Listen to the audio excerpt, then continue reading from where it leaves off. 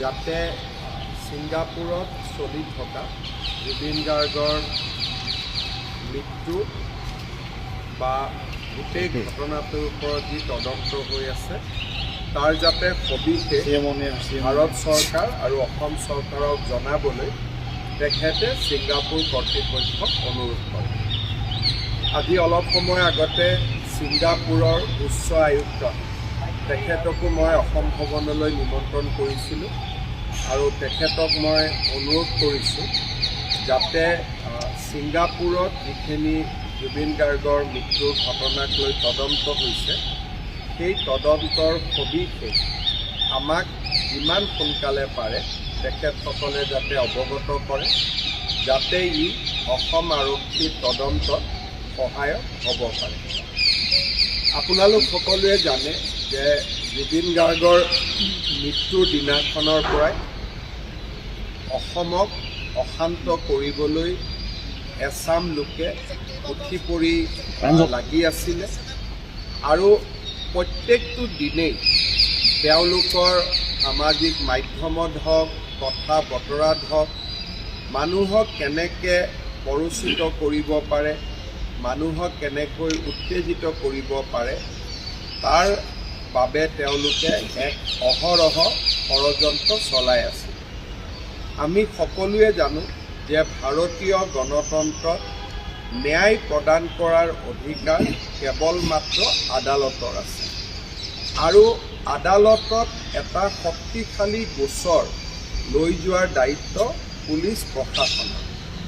Police প্ৰশাসনে বা SITয়ে সকলো ফালৰ পৰা বিভিন্ন প্ৰমাণ, মানুহৰ লগত কথা বতৰা, বিভিন্নজনক জেৰা, বিভিন্নজনক গ্ৰেপ্তাৰৰ জৰিয়তে জুবিন গাৰ্গৰ মৃত্যুৰ সমগ্ৰ ঘটনাটোক বা তাৰ ষড়যন্ত্ৰ হওক বা মৃত্যু হওক, হত্যা হওক, গোটেই বিষয়টো আদালতৰ সন্মুখলৈ লৈ আহিবৰ বাবে অহৰহ প্ৰচেষ্টা চলাইছে আৰু আমি নিশ্চিত যে নিৰ্ধাৰিত সময়তকৈ বহু আগতে আমি আদালতত চাৰ্জশ্বিটো দিব পাৰিম।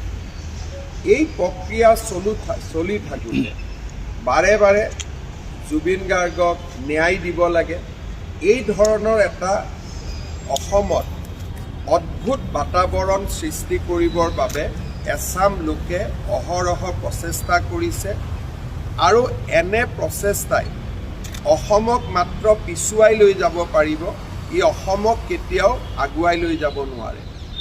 যোৱা 5টা বছৰত আমাৰ ৰাজ্যখনলৈ যি বিকাশ আহিছে, শান্তি আহিছে, প্ৰগতি আহিছে, সেই পৰিৱেশক মষিমূৰ কৰি কেৱল মাত্ৰ ৰাজনৈতিকভাৱে কিছু লোকে নিজৰ অভিসন্ধি পূৰণ কৰাৰ বাবে ৰাজ্যত যি এক ভয়ানক পৰিৱেশ সৃষ্টি কৰিব খুজিছে সি সঁচাকৈ গৰিহণাযোগ্য। আজি বাস্কাৰ কাৰাগাৰৰ সন্মুখত যি ঘটনা ঘটিছে সি সঁচাকৈয়ে অত্যন্ত দুখজনক আৰু আমি সকলোৱে অত্যন্ত মনো কষ্ট পাইছোঁ। কাৰণ অসমৰ দৰে এখন সভ্য দেশত বা ভাৰতৰ দৰে এখন সভ্য দেশত ন্যায় প্ৰদানৰ প্ৰক্ৰিয়া সম্পূৰ্ণ কৰাৰ বাবে আদালতৰ ওপৰত আমি সদায় আমাৰ বিশ্বাস ৰাখিবই লাগিব। মহাত্মা গান্ধীৰ মৃত্যুৰ পিছতো ন্যায়ৰ প্ৰক্ৰিয়া হৈছিলে আৰু নাথুৰাম গডছেক শাস্তি দিবলৈও তেতিয়াও ন্যায়ালয়ে 1 বছৰৰ পৰা 2 বছৰ সময় লৈছিলে। ৰাজীৱ গান্ধীৰ মৃত্যুৱে হওক, ইন্দিৰা গান্ধীৰ মৃত্যুৱে হওক, প্ৰত্যেকটো ঘটনাৰ শাস্তি ন্যায়িক প্ৰক্ৰিয়াৰ মাজেৰে হৈছিল।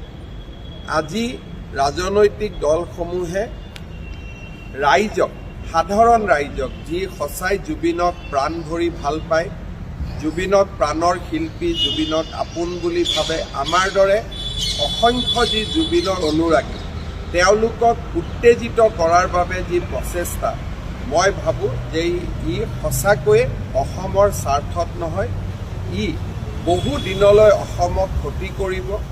CA আন্দোলনে যেনেকৈ অসমক বহু দিনলৈ ক্ষতি কৰিছিল, এই ব্যৱস্থাটোৱে অসমক বহু দিনলৈ ক্ষতি কৰিব। মই ৰাইজক আহ্বান জনাম যে যাৰ ৰাজনৈতিক উদ্দেশ্য আছে তেওঁলোকক ৰাজনীতি কৰিব দিয়ক, কিন্তু সাধাৰণ জনতাই ন্যায়ালয়ৰ ওপৰত বিশ্বাস ৰখা উচিত আৰু অসম পুলিচে নিৰ্ধাৰিত সময়ত তদন্ত শেষ কৰি ন্যায়ালয়ৰ সন্মুখলৈ জুবিনৰ ঘটনাত দোষী সকলোকে ন্যায়ালয়ৰ সন্মুখলৈ লৈ যায়।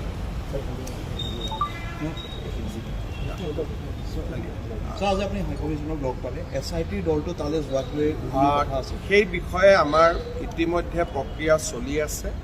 যোৱাকালি ছিংগাপুৰে আমাক বিচাৰিছিলে যে SITৰ কোন কোন আৰক্ষী বিষয়া ছিংগাপুৰত যাব আৰু আলোচনাৰ বিষয়বস্তু কি হ'ব। যোৱাকালিয়ে ভাৰত চৰকাৰৰ বৈদেশিক মন্ত্ৰালয়ে ছিংগাপুৰ কৰ্তৃপক্ষক জনাইছে যে অসম পুলিচৰ এই দুজন আৰক্ষী বিষয়া যাব খোজে আৰু ডিছকাশ্যনৰ এজেণ্ডা এই 4টা পইণ্ট। গতিকে এই ক্ষেত্ৰত ছিংগাপুৰ কৰ্তৃপক্ষই গ্ৰীণ ছিগনেল দিলেই বা তেওঁলোকে সঁহাৰি জনালে আমি তেওঁলোকক পঠিয়াব পাৰিম। ছিংগাপুৰ পুলিচেও তদন্ত প্ৰক্ৰিয়া চলাই আছে আৰু তেওঁলোকৰ আদালততো ছিংগাপুৰে 3 মাহৰ ভিতৰত অভিযোগনামাই হওক বা ক্লোজাৰ ৰিপৰ্টে হওক তেওঁলোকেও তেওঁলোকৰ আদালতত 3 মাহৰ ভিতৰত দিয়াৰ যিটো নিয়ম, ভাৰতত যেনেকৈ 3 মাহৰ ভিতৰত দিব লাগে ছিংগাপুৰতো 3 মাহৰ ভিতৰত দিব লাগে।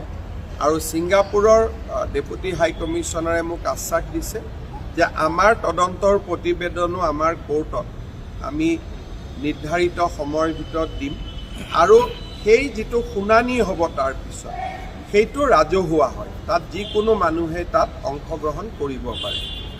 তেওঁলোকে কৈছে যে খালি ইনভেষ্টিগেশ্যন চলি থকা সময়ত আমাৰ পুলিচে কথা নকয়, সেইটো আমাৰ নিয়ম।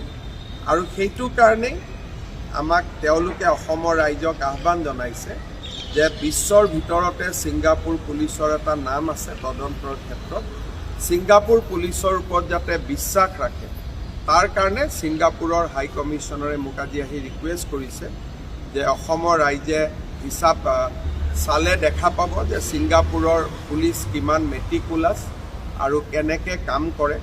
সেইকাৰণে আমাক কেইটামান দিনলৈ আমাৰ ওপৰত বিশ্বাস ৰাখক। অসম পুলিচ যিহেতু তালৈ যাব, অসম পুলিচ যিহেতু তালৈ যোৱাৰ কথা কৈছে আলোচনাৰ বাবে, যদি অনুমতি দিয়ে তেতিয়া কিবা দ্বিপাক্ষিকভাৱে বা যুটীয়া তদন্তৰ কিবা আশা আছে নেকি? নাই, ইয়াতটোতো যুটীয়া তদন্তটো দুইখন দেশৰ মাজত যুটীয়া তদন্ত নহয়, তদন্তটো আদান প্ৰদান হয়। তেওঁলোকে যিখিনি তদন্ত কৰিছে সেইখিনি আমাক জনাব, আমি যি তদন্ত কৰিছোঁ তেওঁলোকক জনাব। কোনো এখন আদালতে যুটীয়া তদন্ত স্বীকাৰ নকৰে। তদন্ত সদায় কোনোবা এখন ৰাজ্যৰ পুলিচ হ'ব লাগিব, কিন্তু সেইখন ৰাজ্যৰ পুলিচে আহৰণ কৰা তথ্য আন এখন দেশ বা প্ৰদেশৰ আদালতে তাক গ্ৰহণ কৰে। গতিকে তথ্যৰ আদান প্ৰদান হ'ব আৰু ছিংগাপুৰে কৈ আছে যে তাৰ কাৰণে আপোনালোকে অলপ সময় অপেক্ষা কৰিব লাগিব। চক মই এইটোৱে প্ৰতিক্ৰিয়া দিম যে প্ৰত্যেকটো পৰ্যায়তে এছাম লোকে মানুহক প্ৰভোগ কৰিবৰ বাবে যিমান তলত যাব পাৰে সিমান তললৈকে গৈছে, তাৰ কোনো সীমা সংখ্যা নাই। প্ৰত্যেকটো কথাতে ইটো হ'লে ইটো কিয় হ'ল, ইটো কিয় নহ'ল। ৰাতিপুৱা যদি আদালতেও আমাক অৰ্ডাৰ দিছে যে আপোনালোকে আন এখন জেলত ৰাখক, অমুকখনত কিয় লৈ গ'ল, তমুকখনত কিয় লৈ নগ'ল। যদি কোনোবাই যদি সুপ্ৰিম কোৰ্টত এখন পিটিশ্যনো দিছে, পিটিশ্যনখন গ্ৰহণ কৰা নাইয়ে সুপ্ৰিম কোৰ্টে, কেনেকৈ পিটিশ্যনখন দিব পালে। যিখন পষ্টমৰ্টেম আমাৰ হাতত নাই তেনেকুৱা এখন পষ্টমৰ্টেমো সংবাদ মাধ্যমত উলিয়াই দিলে। তাৰমানে এটা মহলে নিৰ্বাচনৰ পূৰ্বে অসমক অশান্ত কৰাৰ বাবে অহৰহ প্ৰচেষ্টা চলাই আহিছে আৰু বাস্কাৰ ঘটনা তাৰে অংগ। সাধাৰণ মানুহে একো বুজি নাপায়, তেওঁলোকক যেতিয়া নেতৃত্বত থকা মানুহে প্ৰভোগ কৰা আৰম্ভ কৰে, উচতাব আৰম্ভ কৰে, স্বাভাৱিকভাৱে নিৰীহ মানুহ জুবিনক ভাল পায়, আৱেগিক হৈ আছে। জুবিনৰ মৃত্যুৰ আৱেগক ৰাজনীতিলৈকে আমি ৰূপান্তৰ কৰিব নালাগে। যিটো কথা মই প্ৰথমৰ পৰাই কৈ আছোঁ যে জুবিনৰ মৃত্যুটো কাৰো বাবে ৰাজনৈতিক আশীৰ্বাদ হ'ব নোৱাৰে যে এতিয়া এইটো ঘটনা হ'ল আৰু এইটোকে হাতত ধৰি মই ইলেকশ্যন জিকি যাম। এতিয়া গোটেই অসমত পৰিৱেশটো কেনেকুৱা হৈছে যে জুবিনৰ ঘটনাটো হ'ল এইটো আমি মেইনটেইন ৰাখিব লাগে আপ টু এপ্ৰিল, যাতে এইটোৱে আমাক ইলেকশ্যন জিকাই দিয়ে। তাৰমানে বাক্সা ঘটনাটো ৰাজনৈতিক ৰাইজ ৰাজনীতি কৰা নাই, ৰাইজটো নিৰীহ, ৰাইজটো আৱেগিক, কিন্তু ৰাইজক যি ভুল তথ্য দি আছে, যিসকলৰ ব্ৰেইনত কামটো চলি আছে তেওঁলোক ৰাজনৈতিক, কিন্তু বাস্কাৰ ঘটনাটো হ'ল অসমৰ মানুহৰ বুকুত লুকাই থকা জুবিনৰ প্ৰতি মৰম বা আৱেগৰ প্ৰতিফলন। কিন্তু যিখিনি মানুহে মিছা কথা উলিয়াই আছে, যিখিনি মানুহে অসত্য কথা উলিয়াই আছে, তেওঁলোকে জীৱনকালত কেতিয়াও জুবিনক ভাল পোৱা নাছিল। মেক্সিমাম মানুহে ৰাজীৱ শদিয়াৰ ঘটনাটোৰ পিছত জুবিনক সমালোচনা কৰিছিল। আজি তেওঁলোকে হঠাতে নিজৰ নিজৰ ফেচবুক পোষ্টত থকা পোষ্টবোৰ ডিলিট কৰি তেওঁলোকে ৰাতিৰ ভিতৰতে জুবিনৰ ফেন হৈ পৰিছে, জুবিনৰ অনুৰাগী হৈ পৰিছে। তেওঁলোকে কেতিয়াও, আপুনি মোক কওক, এটা বা দুটা মোক চিটুৱেশ্যন দেখাই দিয়ক যে কংগ্ৰেছ দলৰ সভাপতিয়ে জুবিনৰ কোনোবা এখন ফাংচন কৰে, ক'তো নাপাব। ৰাজীৱ শদিয়াৰ ঘটনাৰ পিছত সমগ্ৰ অখিল গগৈ আৰু তেওঁৰ সহযোগীসকলে আটাইতকৈ বেছি জুবিনক গালি পাৰিছে। আজি সেইসকলে জুবিনৰ হঠাৎ বন্ধু হ'ল আৰু তেওঁলোকে এফালৰ পৰা ৰাইজক যিমান পাৰে, যেতিয়ালৈকে গুলীকাণ্ড নহয়, যেতিয়ালৈকে নেপাল সদৃশ পৰিৱেশ এটা নহয়, তেওঁলোকে মনত ভাবি থৈছে যে এইটো ঘটনা আমি ঠাণ্ডা হ'ব নিদিম। আৰু ইয়াৰ ফলত কি হ'ব? অসমৰ ক্ষতি হ'ব। যিখিনি অসম আগবাঢ়ি গৈছিলে সেইখিনি পিছুৱাই যাব, আৰুতো একো নহয়। বিবৃতি বা আচলতে শেষ মুহূৰ্তত বিবৃতিটো নিদিয়ে নহয়, তেওঁলোকেও দিয়া নাই। তেওঁলোকক দিয়াটো আমি আপত্তি কৰা নাই। সাংবাদিকে তেওঁলোকক সুধিলে তেওঁলোকে কথা ক'ব, কিন্তু আমি যিখিনি জানিব লগা আছে সেইখিনি তেওঁলোকে SITকো দিছে, SITৰ পৰা আগবাঢ়ি গৈ তেওঁলোকে আদালতো দি আহিছে। 164 ষ্টেটমেণ্ট বুলি কয়। তেওঁলোকে ছিংগাপুৰৰ পৰা যিসকল আহিছে তেওঁলোকে অকল SITতে ষ্টেটমেণ্ট দি ক্ষান্ত হোৱা নাই, তেওঁলোকে তাতকৈও আগত গৈ আদালতৰ সন্মুখত গৈ ষ্টেটমেণ্ট দিছে। কোনোবাই সাংবাদিকৰ কথা কয় নকয়, আৰু বৰ্তমান অসমত এইটো পৰিৱেশ যে সাংবাদিকক কিবা এটা কথা ক'লে লগে লগে তাৰ এটা বেলেগ বেলেগ ধৰণৰ কমেণ্ট উলিয়াই ইফালে সিফালে গণ্ডগোল হৈ যায়, কাৰণ অসমত সেই পৰিৱেশটো বৰ্তমান নাই। গতিকে তেওঁলোকৰ যিটো দায়িত্ব, SITত ষ্টেটমেণ্ট দিব লাগে দিছে। তেতিয়া আমি SITয়ে কৈছোঁ এইখিনি কথা আপুনি কোৰ্টত ক'ব পাৰিবনে? বোলে যাম। কোৰ্টতো গৈ ষ্টেটমেণ্ট দিছে। আকৌ আমি কৈছোঁ আকৌ এবাৰ মাতিলে আহিব নাই? বোলে আহিম। গতিকে তেওঁলোকে তেওঁলোকৰ দায়িত্বখিনি এতিয়ালৈকে পালন কৰিছে। আজি গোটেইকেইজন আহি গ'ল। ৱাজিদ বুলি এজন আছিলে, তেওঁ মাত্ৰ অহা নাই, বাকী গোটেই 10জনে আহিলে। গতিকে তেওঁলোকে আদালতত গৈও নিজৰ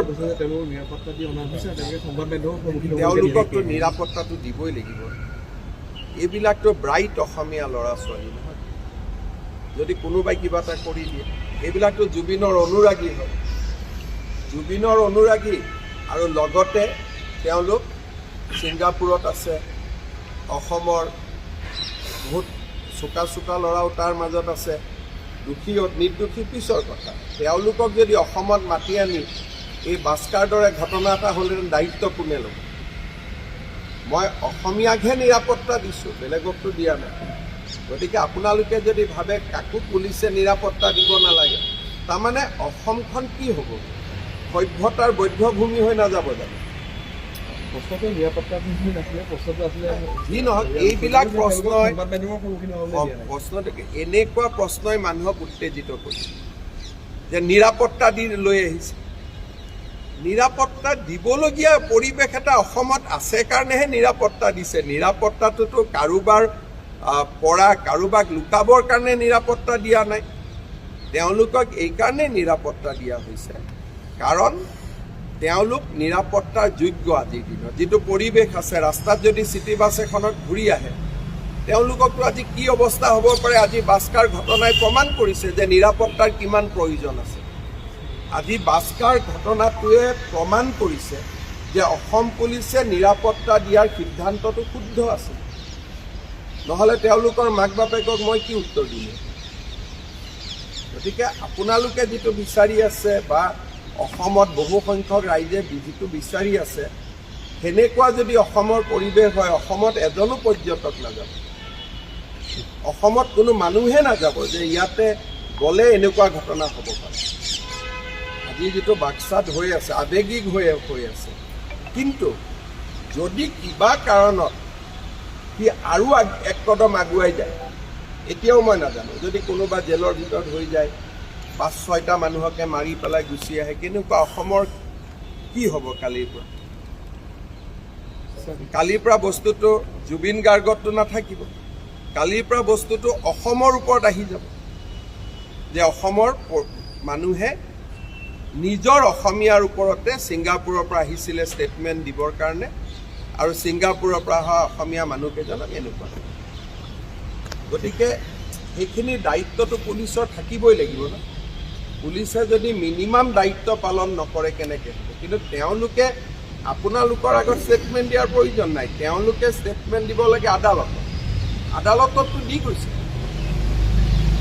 কালি দেখা গৈছিলে যে কেইবাগৰাকী বিশিষ্ট লোকক আমন্ত্ৰণ জনাইছে আৰু তেওঁলোকৰ লগত সেই আলোচনা কৰা বিষয়টোক লৈ একাংশই যথেষ্ট সৰব হোৱা দেখা গৈছে। আপুনি যিয়ে কৰে তাত সৰব।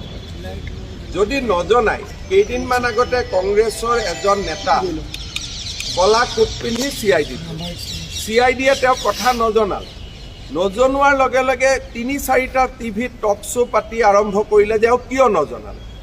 আকৌ কালি যেতিয়া আমি জনালো তেতিয়া কৈছে কিয় জনালো। আপোনালোকে চাব, ধৰক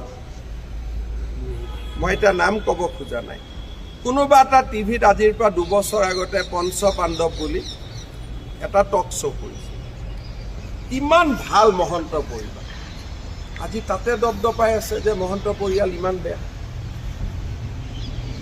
তো এই গোটেই কথাবিলাক যিখিনি মানুহে জুবিন গাৰ্গক লৈ, বিকাশ অসম বুলি এজন ল'ৰা আছিল, জুবিন গাৰ্গক লৈ ৰাজীৱ ফটিয়াৰ মৃত্যুৰ পিছত ইমান বেয়াকৈ লিখিছে, তেওঁ আজি কৈ আছে চিঞৰ এটা মাত ন্যায় লাগে আমাক।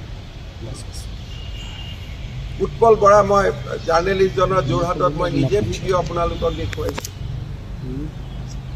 যিসকল মানুহে আজি জুবিন গাৰ্গক কোভিডৰ সময়ত আক্ৰমণ কৰা গোটেইকেইজন ল'ৰা কোনটো ৰাজনৈতিক দলৰ আছে? জুবিন গাৰ্গে কোনখন বাতৰি কাকতৰ প্ৰৱেশদ্বাৰত গৈ কৈছিল এইখন বাতৰি কাকত মই বন্ধ কৰি দিম? ইয়াত কোনো সঁচা কথা নিলিখে। আজি সেইবিলাকে হঠাৎ জুবিনৰ অনুৰাগী হৈ গ'ল। প্ৰশ্নটো তাতে, আজি হঠাৎ চব জুবিনৰ অনুৰাগী হ'ল। জুবিনৰ অনুৰাগী মই আজি মোৰ কথা আপোনালোকে লিখি ৰাখক, 26 এপ্ৰিলত যিদিনাখনে ভোট গ্ৰহণ হৈ যাব, এই এজনো মানুহ জুবিনৰ লগত নাথাকে। জুবিনক যেতিয়া ডিব্ৰুগড়ৰ পৰা মই এয়াৰলিফ্ট কৰি লৈ গৈছিলোঁ দিল্লীলৈকে ট্ৰিটমেণ্টৰ কাৰণে, সমালোচনা কৰা এইকেইজন মানুহে নাছিল জানো যে কিয় চৰকাৰী খৰচত জুবিনক প্লেনত লৈ গৈছে? গতিকে এই মানুহখিনিয়ে জুবিনৰ প্ৰতি তেওঁলোকৰ অনুৰাগ নাই। তেওঁলোকৰ এটাই কথা যে 26ৰ ইলেকশ্যনত জুবিনৰ নাম লৈ আমি জিকিব লাগে, চিম্পল। নহ'লে মানুহেতো ইমান ভাল হৈছে, ছিংগাপুৰৰ পৰা মৃতদেহ আহিছে, সন্মান সহকাৰে জুবিনক বিদায় দিয়া হৈছে, তদন্ত হৈছে, ক'তো খুঁত নাই। দ্বিতীয় পোষ্টমৰ্টেম কৰিব লাগে, দ্বিতীয় পোষ্টমৰ্টেম কৰিছে। ৰাইজে যি বিচাৰিছে চৰকাৰে একফালৰ পৰা তাকেই কৰি গৈ আছে, একোতো বাকী ৰখা নাই। এজনে কয় যে আমাক পোষ্টমৰ্টেম ৰিপৰ্ট দিয়ক, আনজনে কয় পোষ্টমৰ্টেম ৰিপৰ্টটো কিয় দিয়ক, আৰু আনজন নহয় একেজনেই কয়। আজিৰ পৰা 10 দিন আগতে সিং নামৰ এজন ল'ৰাক লৈ যিবিলাক টিভিয়ে টক শ্ব' কৰিছিল যে কিয় তদন্তৰ কথা মানুহক নজনাই বুলি, সেই চেনেলে যোৱাকালি কৈছে যে কিয় বিশিষ্ট ব্যক্তিক মাতি নি জনালে। গতিকে এইটোতো উদ্দেশ্য কি? যে অসমখন এপ্ৰিললৈকে অগ্নিগৰ্ভা কৰি ৰাখে। কাৰণ জুবিনৰ জীৱিত কালত এওঁলোক কেতিয়াও জুবিনৰ অনুৰাগী নাছিল, চিম্পল কথা। গতিকে এই পৰিৱেশটো আমিও লক্ষ্য কৰি আছোঁ আৰু মই নিজে বিশ্বাসী যে অসম চৰকাৰৰ SITয়ে জুবিনক সম্পূৰ্ণ ন্যায় দিব পাৰিব। মোৰ তাতে কোনো সন্দেহ নাই। কেইটামান 45-50 ডেইজৰ কথা, গতিকে তেতিয়া সকলোৰে মুখাবোৰ নিজে নিজে খুলি যাব। আমার চাহ জনগোষ্ঠী আদিবাসী সমাজে গাই আসাম দেশের বৈশাখ পর্ব লাগে বৰ ভালৰে, ঢল বাজে মৃদং বাজে আৰ বাজে কত তালৰে। এয়া হইছে আমাৰ অসমৰ চাহ জনগোষ্ঠীৰ যুৱক যুৱতী আৰু আমাৰ সমাজখনৰ মাতৃভূমিৰ প্ৰতি থকা অদ্ভুত মৰম আৰু শ্ৰদ্ধা। অসমকে নিজৰ মাতৃভূমি হিচাপে লৈ আমাৰ চাহ বাগিচাৰ যুৱক যুৱতীসকলে তাঁতত বোৱা মেখেলা চাদৰ ধুতি পাঞ্জাবী আদৰি লৈছে। আমাৰ বিয়াত চাদ্ৰী গীতৰ লগতে অসমীয়া বিয়ানাম গাইছে আৰু জল ঘটিৰ লগতে তামোল পাণৰ বঁটা আগবঢ়াই বিহুৱে সংক্ৰান্তিয়ে মন্দা পিঠাৰ লগতে তিল পিঠা ঘিল পিঠা ঘিলা পিঠাৰ প্ৰচলন কৰিছে। সেইবাবে আমাৰ চৰকাৰখনে চাহ বাগিচাৰ ৰাইজৰ বাবে সদায়ে যিমান কৰিব পাৰে আমি কৰিবৰ বাবে চেষ্টা কৰিছো আৰু আজি ৰাইজে তাৰ সুফলসমূহ লাভ কৰিছে। আমাৰ স্বাধীনতাৰ ৭৫ বছৰ পিছতো চাহ বাগিচা অঞ্চলত হাইস্কুল নাছিলে। আমাৰ চৰকাৰে চাহ বাগিচাৰ ল'ৰা ছোৱালীৰ কাৰণে ১২০খন হাইস্কুল আৰু হায়াৰ ছেকেণ্ডাৰী প্ৰতিষ্ঠা কৰিলে। আপোনালোকক জনাবলৈ পাই মই ভাল পাইছো যে জানুৱাৰী মাহত আমি নতুনকৈ চাহ বাগিচাত আৰু ১০০খন হাইস্কুল আমি স্থাপন কৰিম, যাতে আমাৰ ল'ৰা ছোৱালীয়ে পঢ়িব পাৰে, আমাৰ ল'ৰা ছোৱালী ডাক্তৰ ইঞ্জিনিয়াৰ হ'ব পাৰে। আজি আপোনালোকে জানে যে আমাৰ চৰকাৰৰ প্ৰচেষ্টাত আজি মেডিকেল কলেজত ৩০খনকৈ আসন আজি আমি চাহ বাগিচাৰ ল'ৰা ছোৱালীৰ কাৰণে সংৰক্ষণ কৰিছো। চৰকাৰী চাকৰিৰ ৩য় আৰু ৪ৰ্থ বৰ্গত আমি চাকৰিৰ ৩% চাহ বাগিচাৰ ল'ৰা ছোৱালীৰ কাৰণে আমি ৰিজাৰ্ভ কৰিছিলো। যোৱা কেইদিনমান আগতে পুলিচৰ ৰিজাল্ট দিলে, গ্ৰেড 3 ৰিজাল্ট দিলে, গ্ৰেড 4ৰ ৰিজাল্ট দিলে। ইয়াতে 3% চাহ বাগিচাৰ যুৱক যুৱতীয়ে চাকৰি পালে। নৱেম্বৰ মাহত মই গুৱাহাটীত মাতি আনি সকলোকে এপইণ্টমেণ্ট লেটাৰ দিম আৰু সিদিনাখন চাহ বাগিচাৰ ল'ৰা ছোৱালীয়ে আৰু বেছি পঢ়া শুনা কৰিবলৈ ইচ্ছা প্ৰকাশ কৰিব, আগবাঢ়ি যাব বিচাৰিব। আজি আমি আপোনালোকে নিশ্চিতভাৱে শুনি পাই জানি পাই যে আমাৰ চাহ বাগিচাত আমি মহাপ্ৰভু জগন্নাথ কমিউনিটি চেণ্টাৰ কৰিছো, লাইনৰ ৰাস্তা পকী কৰিছো, চাহ বাগিচাত খোৱা পানী যোগান আঁচনি হৈছে, চাহ বাগিচাৰ ৰাইজৰ বাবে আমি বেংক একাউণ্ট কৰিছো, চাহ বাগিচাৰ ৰাইজক আমি আধাৰ কাৰ্ডৰ জৰিয়তে সমাজৰ বহল বুকুলৈ আমি লৈ আহিছো।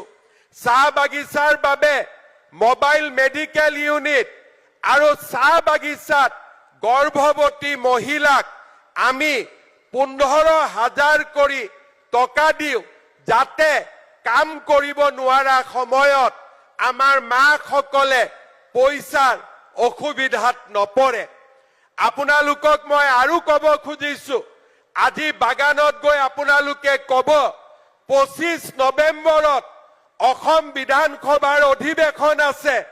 এই অধিৱেশনতে আমি এখন নতুন আইন আনিম আৰু এই আইনৰ জৰিয়তে চাহ বাগিচাৰ লাইনৰ মাটিৰ মালিক আমি শ্ৰমিকসকলক কৰিম আপোনালোকৰ মা দেউতাক আমি সেই মাটিৰ মালিক হিচাপে আমি স্বীকৃতি দিম কোনো চৰকাৰে আগতে কেতিয়াও চাহ বাগিচা ৰাইজৰ বাবে ইমান কাম কৰিব পৰা নাছিল কিন্তু আমি এটা এটাকৈ চাহ বাগিচা ৰাইজৰ বাবে আমি কাম কৰি গৈছো আৰু আমি আহিবলগীয়া দিনতো আমি কাম কৰি গৈ থাকিম